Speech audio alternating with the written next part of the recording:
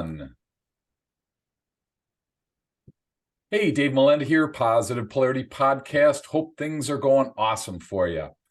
We are over 100 episodes in, and I have to say we have another first. And so I am honored to find the first ever happiness strategist.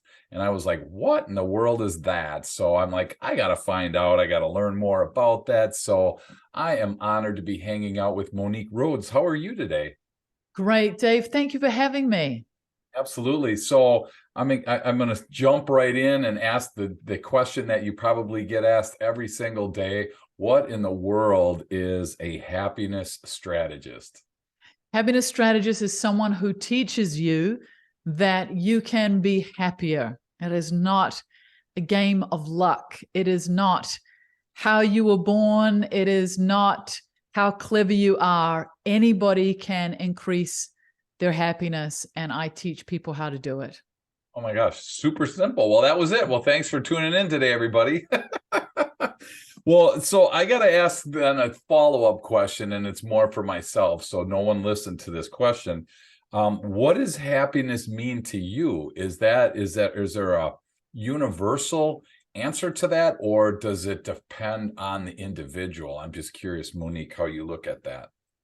Sometimes I think, Dave, that we confuse happiness with joy, where sometimes we'll think happiness is those moments where we feel almost that really high energy. But to me, happiness is something that's a lot more solid and a lot more consistent. Okay. So whatever is happening in your life, you're able to handle it. You're able to manage it. You're able to feel some sense of feeling good about yourself, no matter what is going on. So we start to get rid of those lows, and we're able to have more of the kind of really good feelings, but we see those as kind of the cherry on top. But that we go through our day and we're able to feel good and positive and well no matter what happens. And most of us don't think that. We think if we're having a difficult day or something difficult happens, like the other day, I got a flat tire on my truck and I'm living in Costa Rica, and that's not easy. And someone wrote to me the next day and said, I hope you have a better day today than yesterday. And I thought to myself, that didn't ruin my day. It took 3 hours out of my day. It was difficult. There were a whole lot of complications with it, but it certainly didn't ruin my day. So it's that ability, no matter what is going on, to be okay. That to me is what happiness is. So how can it not be okay in Costa Rica? I mean, I think that's a little unfair, Monique. All of us You think I've sneakily exactly. got the advantage here? Yeah, exactly. I mean, how can you not be doing, how can you not be happy in Costa Rica? But I think that that's a really good way to look at it, because I think we tend to want to define these things. And then I know for myself, I try to put these in, buckets of, am I having a good day? Am I happy right now in this moment? So, I kind of check in with myself on a regular basis to ask that question. And I guess what I'm hearing is it's not really situation based. It's not really based on what I'm experiencing at the moment. Is that a safe way to say it? It's Dave, it's sort of like this, like we pin happiness onto things, and they're usually things that are futuristic. I'm going to be happy when I get a raise, I get a new job, I meet someone wonderful. And if we look at it, first of all, the first thing that we begin to understand is that as time goes on, that wonderful partner 6 months down the track starts to do things that upset us, right? Or that job that we thought was going to make everything happy, suddenly we're having a problem with our boss or our coworker. So, or maybe we get a raise and we think, well, now I've got more money, I'm going to be happier. And then we get used to that extra income and we're chasing the next thing. So that's one of the first things. So we often are looking into a futuristic state. I call it as soon as happiness, where we're thinking, as soon as these things happen, I'll be happy. But actually, when we start to look at our lives, there are a whole bunch of things that happen on a daily basis that I call kind of micro joys or micro experiences that create a web of experience for us. Right now, I can look out the window. It's a beautiful sunny day, and I feel this good feeling of how wonderful it is. Or I'm so grateful that you and I are having this time together and I'm getting to know someone new. So things to be grateful for and happy about are in front of us all the time, but it's all about what story do I tell myself? You know, I could sit here and be really grateful that I have a cup of water here and I have access to drinking water. Most people wouldn't even think about that, but I've lived in India for many, many years, and I know what an incredible luxury that is to have that. So it's that question of what story am I telling myself? And I'm not saying that we bypass things with positivity, but I think that we're brainwashed into particular cultural ways of seeing the world that don't serve us, which is why we have a pandemic right now of stress, anxiety, and depression that is going through the roof. Does that make sense? Yeah, no, it does. And I mean, thinking about myself, I try really hard to be grateful every morning. I try to list as many things as I can that I'm grateful for. And so often, way more often than not, I guess, in my world, Monique, it's one of those things where they are the simple things, water or a brain that works or eyes that see. I mean, so many things we do take for granted. And I'm not saying it's right or wrong, but I feel way more appreciative and I feel like I have a way better day when I am in that moment of appreciation rather than mad that I missed the red light and I'm sitting there for the next 30 or 60 seconds.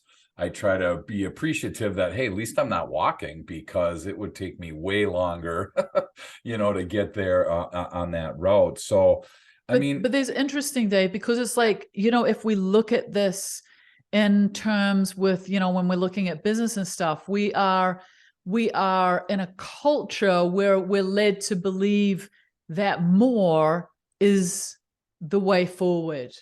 Okay. And I think that that's really full on. If you work more and harder, you'll be successful. If you have more money, you'll be happier. So we're constantly culturally led down a path of lack mentality.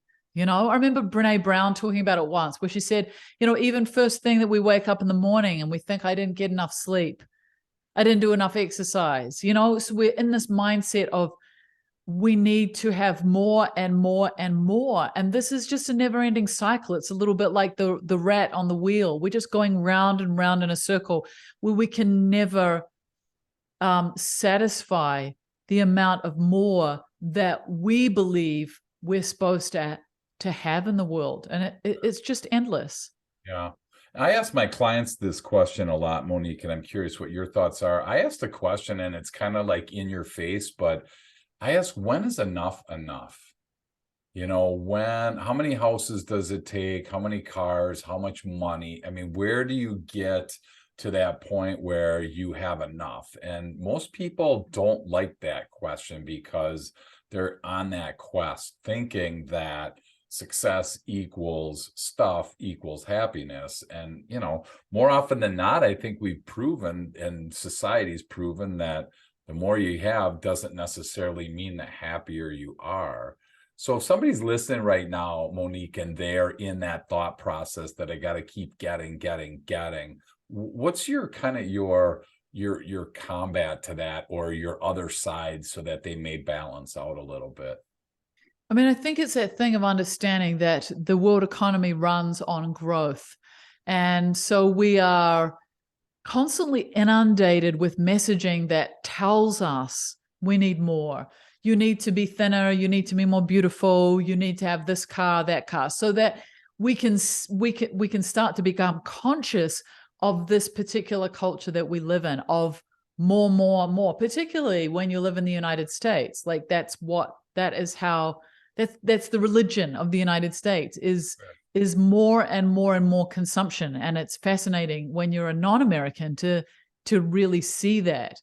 So I'm the same. That's what I'll often ask, when is enough? Particularly when people are, looking, maybe they're in the 10 or 15 years before retirement, to actually get really clear about what that number is, but to also be clear that, the internal work also needs to be looked at. The personal growth needs to be looked at to some degree. All of the success will bring some sense of satisfaction, but it is not lasting. It doesn't last. We're always chasing the next thing, even though we think we won't be. It always happens. So at some point, we have to ask ourselves, where is it that we're going to find a lasting happiness? And that's a whole different question. Sure.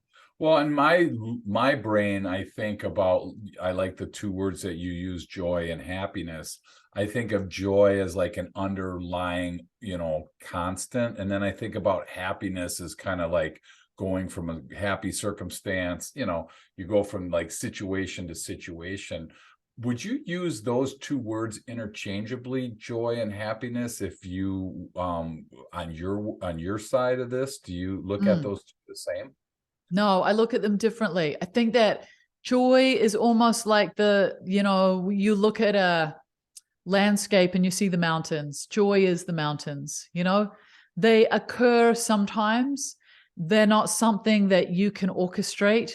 They are, and sometimes it's fascinating to see the moments that it arises. So I get a lot of my clients to keep a joy journal. And when you sit down and you ask yourself the question at the end of the day, like, what brought me joy today? It's very often things like, I played with my dog.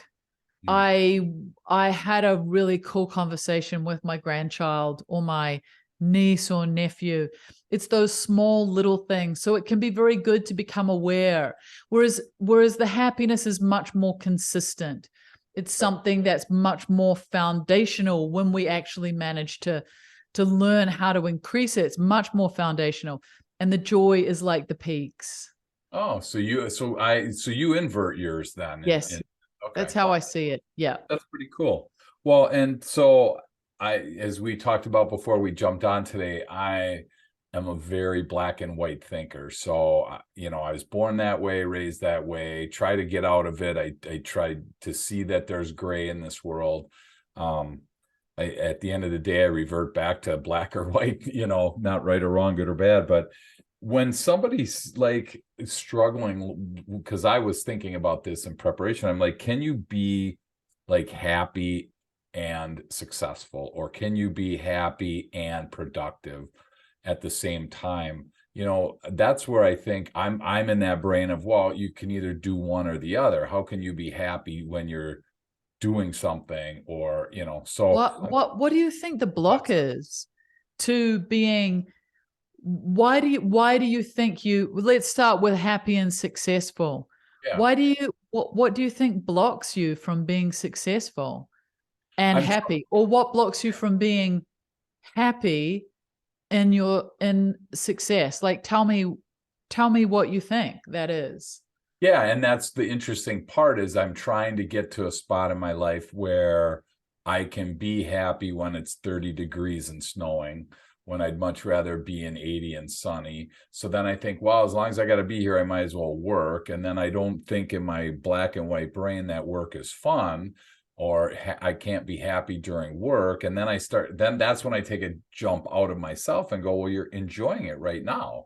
You're having fun. You're working right now. You're having a conversation with, Monique. She happens to be in a nice, warmer location, but, thanks for not showing that. That's really, it kind of makes me forget that you're in a warm spot.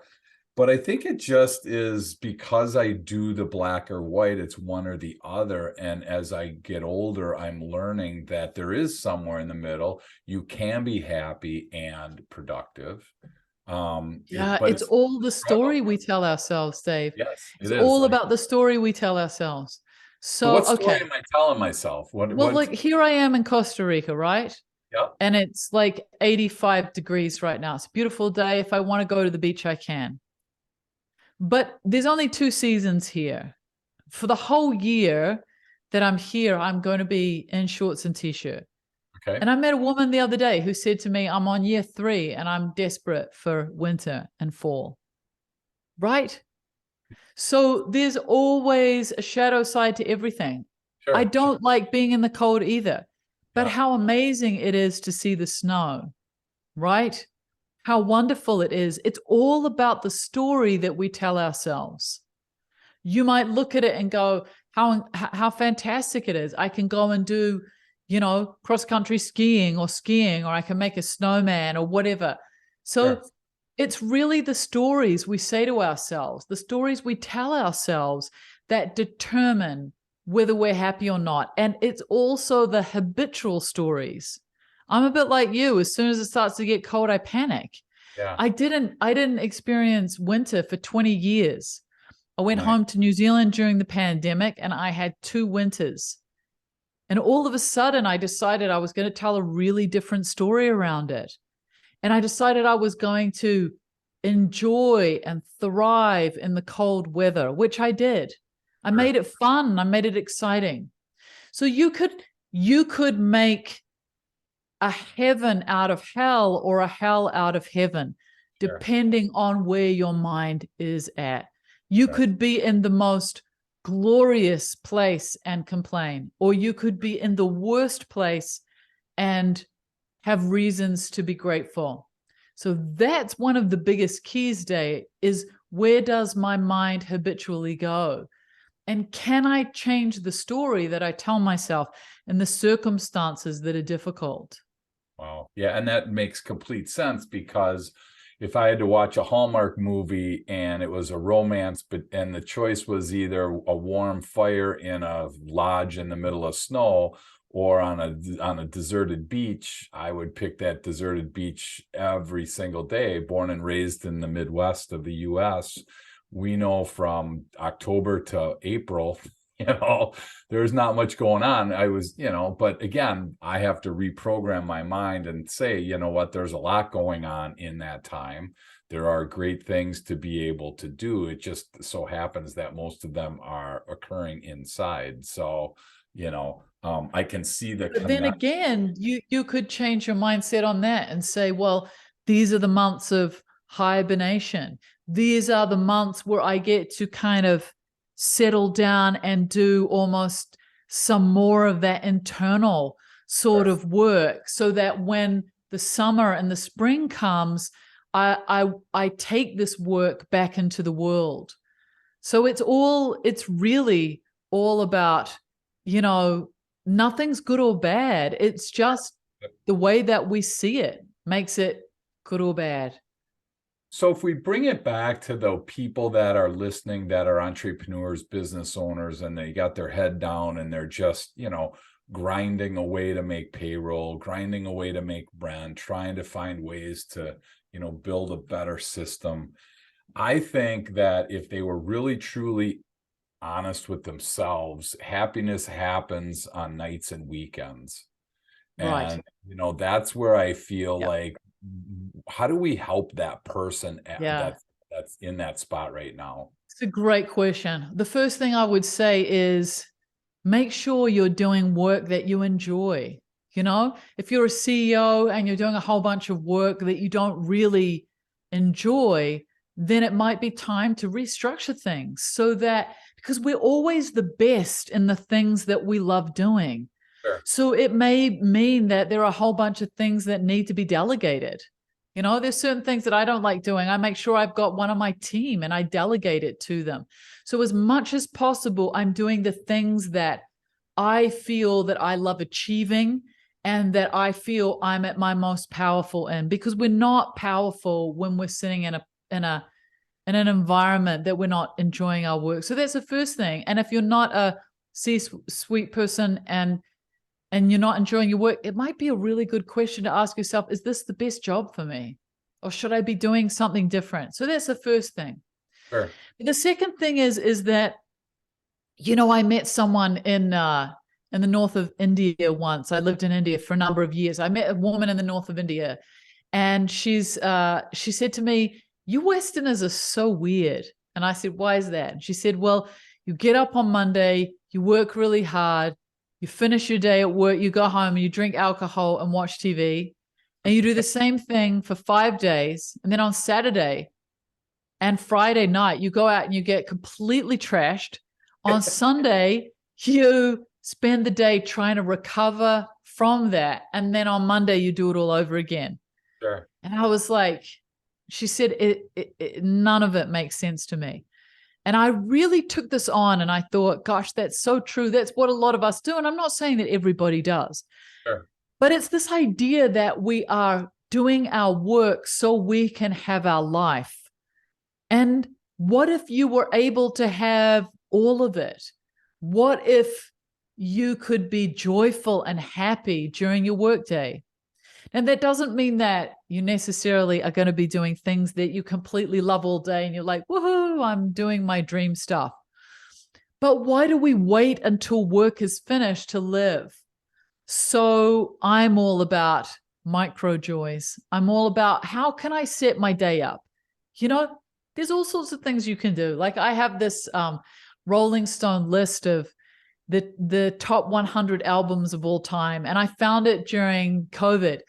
And, you know, during COVID, it was a bit of a slog. So I started exploring these albums, you know, that were happening before we had streaming systems available. And all these artists that these albums that I've discovered that I absolutely love and deep diving.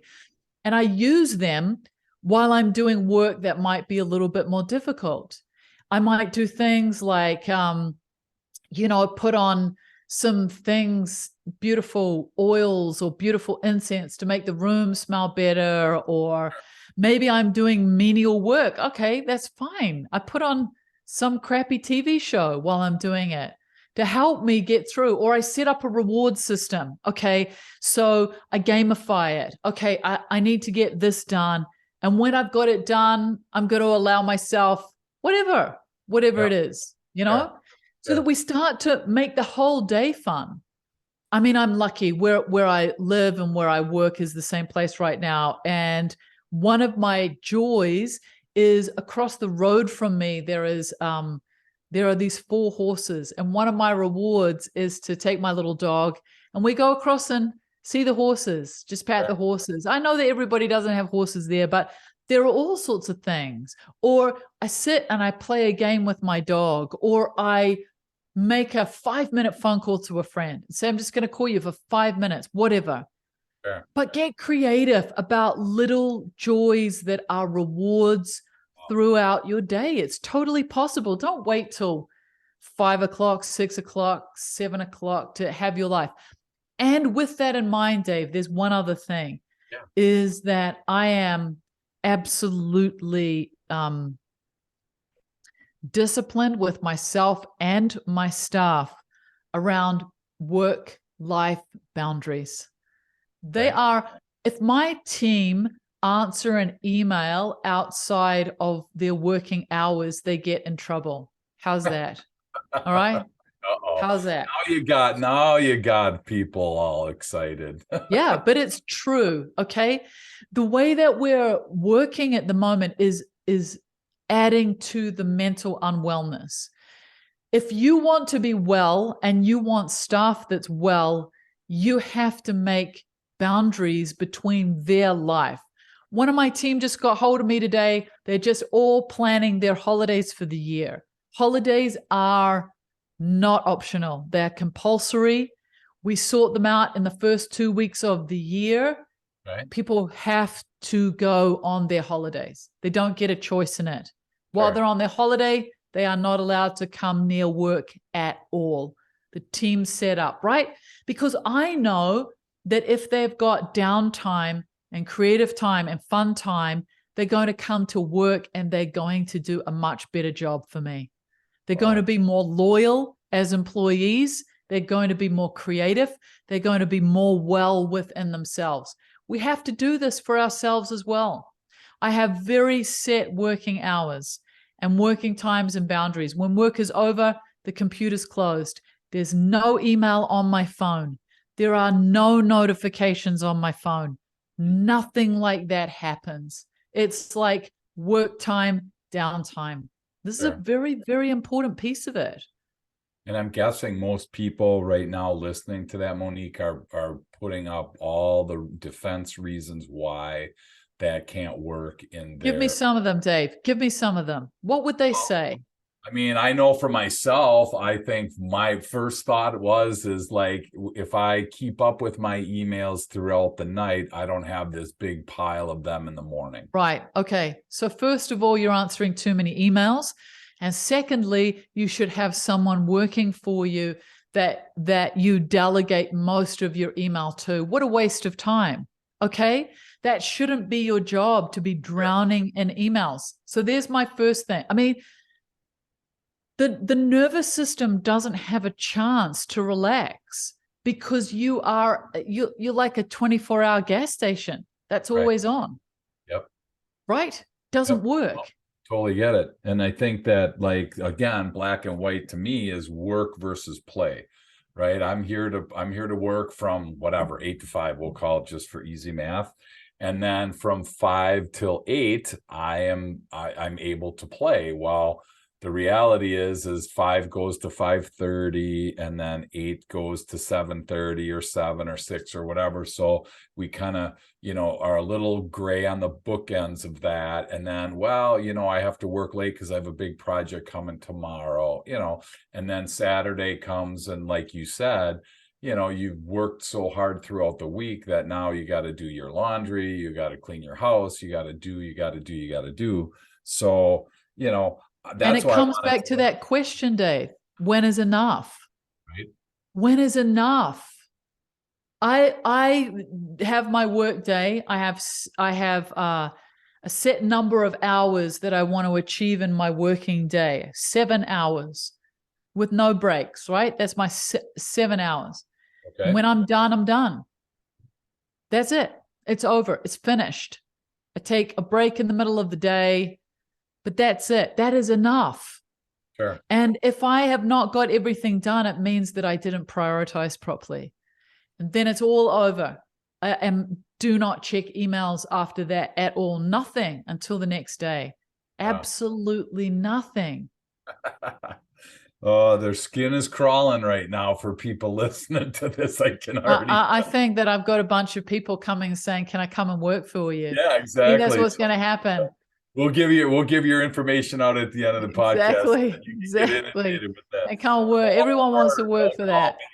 Yes. Everyone dreams of it. Do you know in France now they've created a rule around this that you're not allowed to contact your employees outside of work hours. There's a rule now in France. Isn't that interesting? Like a countrywide rule because the government has recognized how detrimental this is. I have people that come to me all the time just at a place of exhaustion because there is no boundary between their work life and their own personal life. They are expected in their work life to be available 24/7. And there's a competition in the workplace of, well, I have to show everybody that I'm as committed. What kind of sick society is that we're living in? Yeah. It doesn't work. We've got depression levels going through the roof. It doesn't work. It's scientifically proved not to work. Yeah. So what are some of the tools that you use or you encourage your clients with to try and, combat this?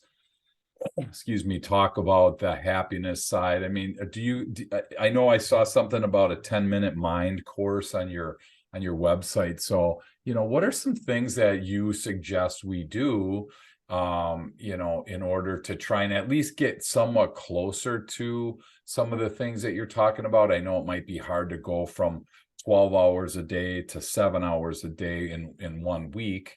But if we start thinking about moving in that direction or any of the other things that we've been talking about, I'm just curious if you have tools or tips for anyone listening today. Yeah. One of the first things, Dave, is that the most important understanding is that the mind is the dictator of whether you are happy or whether you are not.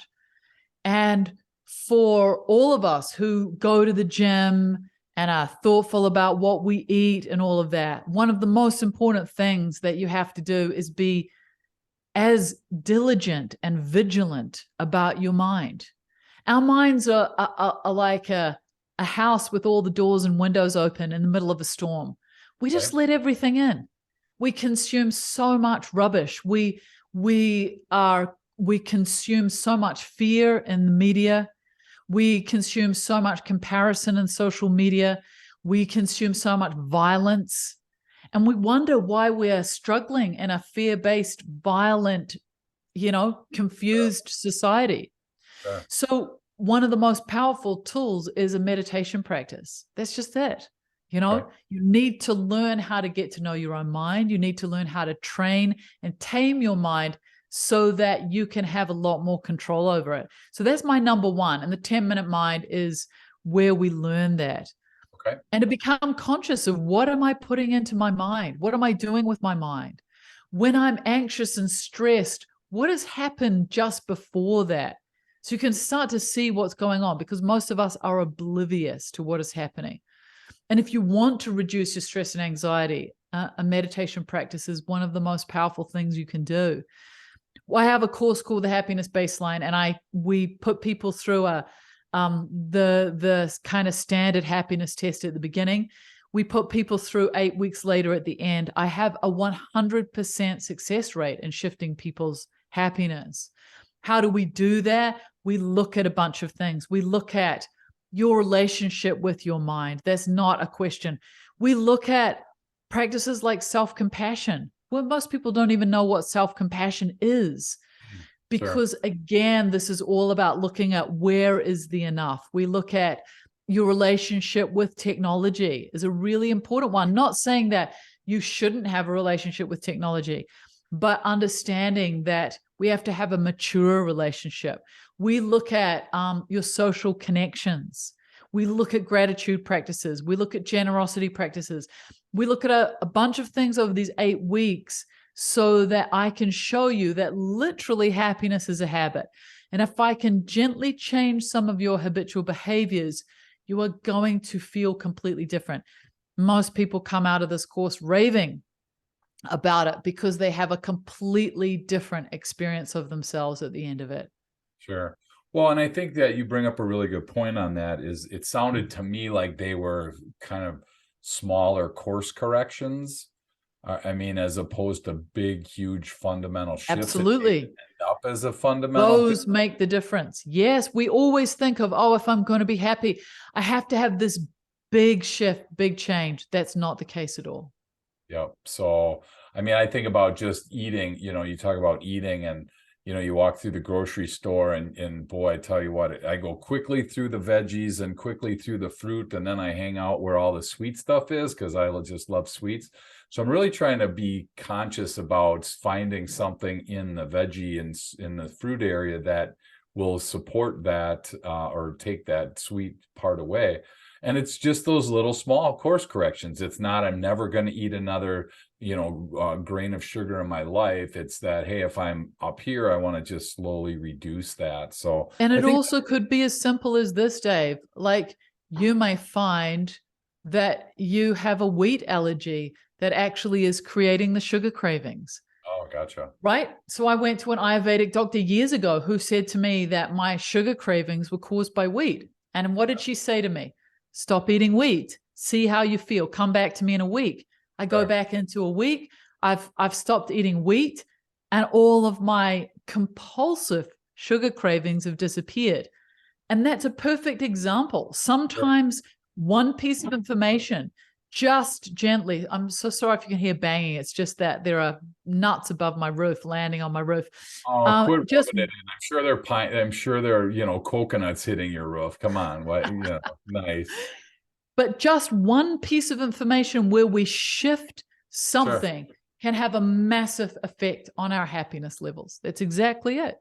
That's awesome. And I think that's really, as we start to land the plane today, that really is a great thought to start with, is that, they don't need to be these massive things, because that's why I think so many New Year's resolutions fail, is because we go from one level to where I'm never going to eat another unclean thing. I'm going to work out 4 hours a day. I'm going to walk everywhere. I'm not going to drive. We go into such intense, overdrive that we just set ourselves up for failure. So I like that there's small incremental things that you're talking about today. Great. That's exactly it. A bucket gets filled drip by drip. That's the Right. reality. That's awesome. And I think that, I was curious about, the 10-minute mind. Is it something that you have on your website that we walk through? Is it something that Yeah. you help us with? How does that work? Yeah, it's a day. So it's a daily practice. I take you through a daily practice of meditation. And this is a highly esteemed course. It's used in 70 universities and colleges around the world. It was developed in association with one of the top universities in the UK, University College of London. So it's amazing. Lots and lots we have thousands and thousands of students that use it, and obviously all these universities and colleges. So it's a great program. And it's a guided meditation. I just take you every day to sit down with me for 10 minutes. That's all we need. Try it for 30 days. And I don't know anyone who's not seen changes in how they feel at the end of 30 days of doing this program. Wow, that's awesome. And for the people that maybe think, that might not be for me yet, there's a kind of an interim step that I found on your website, Monique, that you have a daily podcast, In Your Right Mind, and it's about 10 or 11, 12 minutes of actual discussion about a variety of different things. So for anyone listening that may not want to jump in, because meditation can really conjure up a bunch of weird thoughts in your mind. So if you need a little bit of kind of help to get there, because that's where I'm at, I can lay in bed and listen to a meditation and then fall asleep and wake up, and it was awesome. But it took me a while to get there, because I thought, I'm not gonna be doing all this weird stuff that, again, head trash in my own mind. Your daily podcast, In Your Right Mind, it looked like there was a variety of different topics that you cover every day around this topic though as well, correct? Yeah, I'm totally talking about, tips and things like that of working with yourself.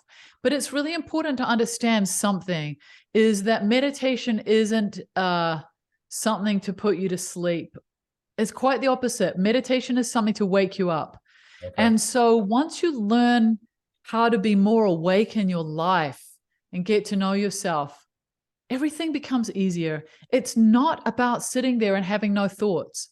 The busier your brain, the better. Oh my goodness. It's building a muscle to learn how to gently come back to the present moment, so that every time your mind runs away on you into fear-based thoughts and fear-based emotions, you're able to bring it back, like reining a pony in. Most of our minds are like wild ponies.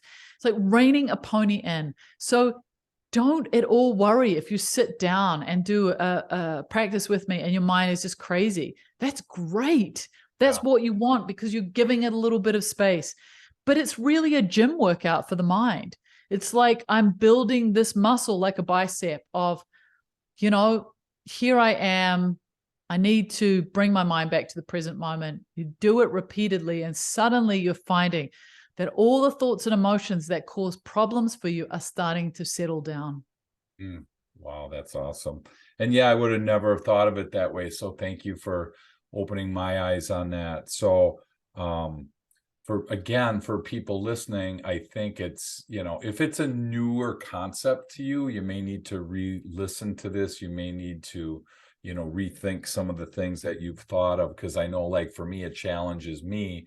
Like I said, I thought of meditation as putting me to sleep, and she, just helped me think about it as an opening up, as a waking up.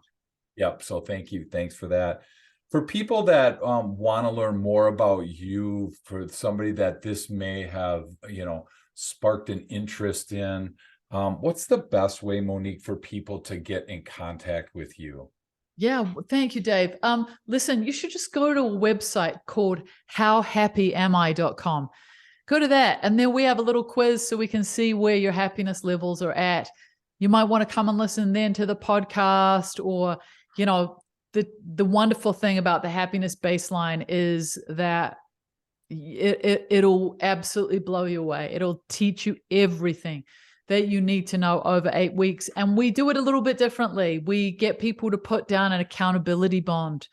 So Okay. we give you 10 weeks to do an 8-week course. It's only about 15 minutes a day.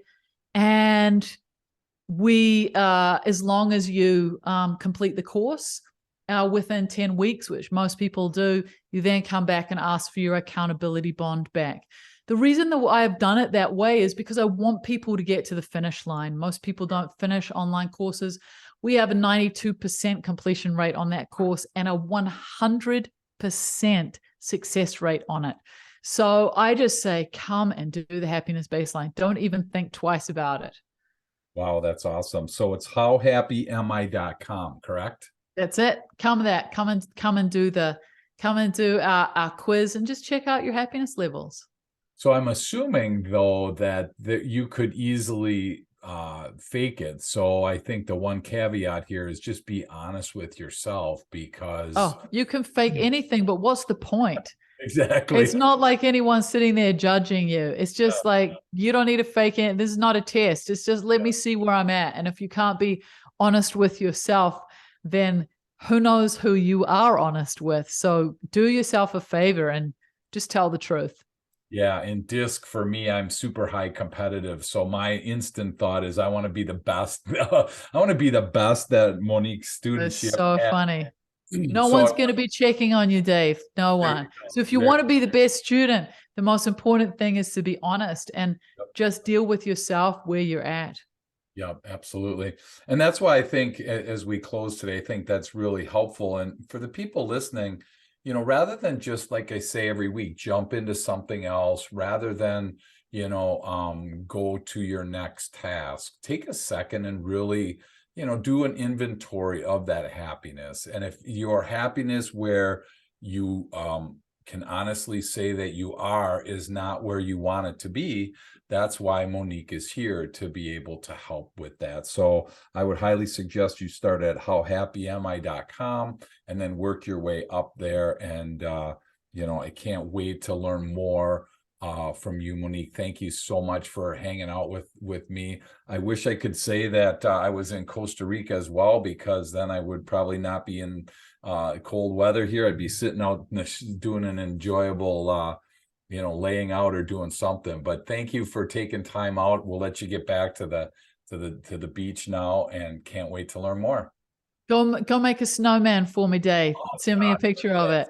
Yeah, thanks. We don't have snow, but it's 30 degrees. So no snow. Yeah, so you can't do snowmen, you can't do snowball fights. Yeah, you can't do much, but we'll hustle our way through it. So again, thank you so much, and I appreciate all that you're doing.